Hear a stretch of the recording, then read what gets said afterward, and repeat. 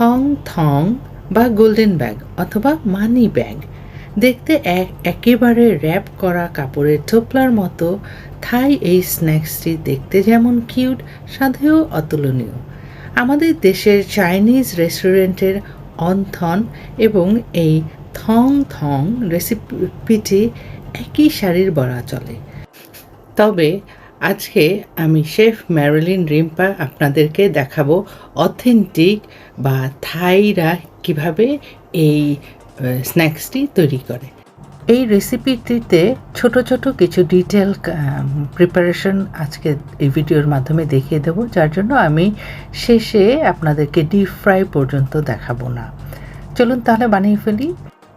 প্রথম স্টেপ, এভাবে একটি পাত্রে পানি ফুটিয়ে স্প্রিং অনিয়ন রেডি করতে হবে গোল্ডেন ব্যাগটি বাঁধার জন্য।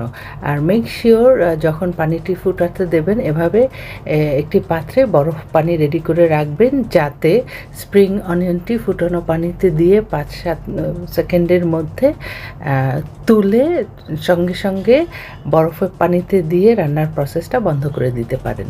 এবার দ্বিতীয় স্টেপে চলে যাই। দ্বিতীয় স্টেপে আমি চিকেন এবং শ্রিম্প দুই ধরনের মিট নিচ্ছি।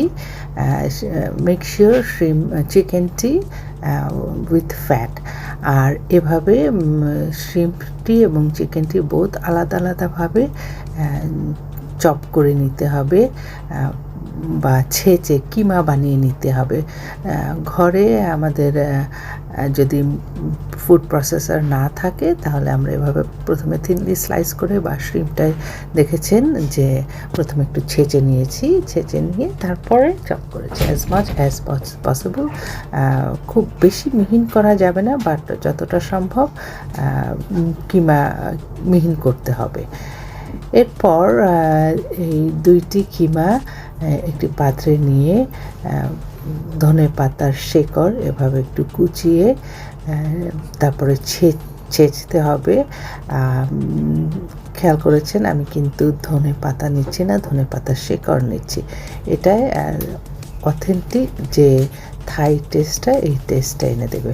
এরপরে রসুন একটু ছেঁচে নিলাম আর সাথে সাদা গোলমরিচ নিচ্ছি। নিয়ে সব এই তিনটি আইটেম একসঙ্গে খুব ভালো করে ছেঁচে নিতে হবে। যদি আপনি চান ব্লেন্ডারে ব্লেন্ড করে নিতে পারেন, তবে মেক শিওর যখন ব্লেন্ডারে ব্লেন্ড করবেন তখন পানি মিলাতে পারবেন না। এবার চাইলে এই সবগুলো আইটেম একসঙ্গে খুব ভালো করে মিলিয়ে নিয়ে তারপরে একটু শ্যালো ফ্রাই করে নিতে পারেন, অথবা মশলার আইটেমটি ভেজে তারপরে কিমার আইটেমটি মিলিয়ে একটু ভালো করে ভেজে নিতে পারেন। অথেন্টিক স্বাদের দ্বিতীয় শর্তটি হলো ফিশ সস, সয়া সস নয় কিন্তু। সাথে 1 পিঞ্চ সাদা চিনি মিলিয়ে খুব ভালো করে মাখিয়ে নিন। তারপরে এভাবে হালকা তেল দিয়ে 5 থেকে 7 মিনিট ভেজে নিন। খুব বেশিক্ষণ ধরে ভাজবেন না, তাহলে মিশ্রণটি ড্রাই হয়ে যাবে। এবার পরের স্টেপে চলে যাই। এই স্টেপে আপনাকে একটি ব্যাটার বানিয়ে নিতে হবে। ব্যাটারটি বানাতে শুধুমাত্র ময়দা ও সাদা পানি দিয়ে তৈরি করতে হবে, তবে মেক শিওর ব্যাটারটি যেন খুব বেশি পাতলা না হয়ে যায় এটা, এবং ঘন যেন না হয়ে যায়। এর কনসিস্টেন্সিটা থাকতে হবে এরকম, ড্রিপ করবে আবার লিকুইড ফ্লোট হবে না।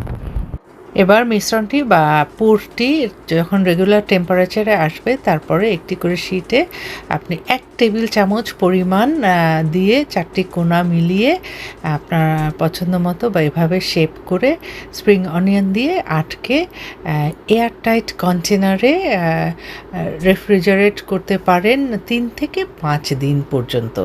আর 12টি পরিমাণ গোল্ডেন ব্যাগ আপনি বানাতে পারবেন যদি আমার এই রেসিপিটি পুরোটা ফলো করেন। আর যখন ডিপ ফ্রাই করবেন মেক শিওর তেলটি যেন খুব বেশি গরম না হয়। 150 ডিগ্রি সেলসিয়াস পরিমাণ তেলটি গরম করে সবগুলো ভেজে নিয়ে গরম গরম সুইট পিকল প্লাম সস দিয়ে পরিবেশন করুন। এবার বিদায়ের পালা। আমার এই রেসিপিটি যদি আপনাদের ভালো লাগে দয়া করে আপনাদের ওয়ালে একটু শেয়ার দিয়ে দিন। আর নেক্সট রেসিপি আসা পর্যন্ত সবাই ভালো থাকবেন, সুস্থ থাকবেন। Bye bye.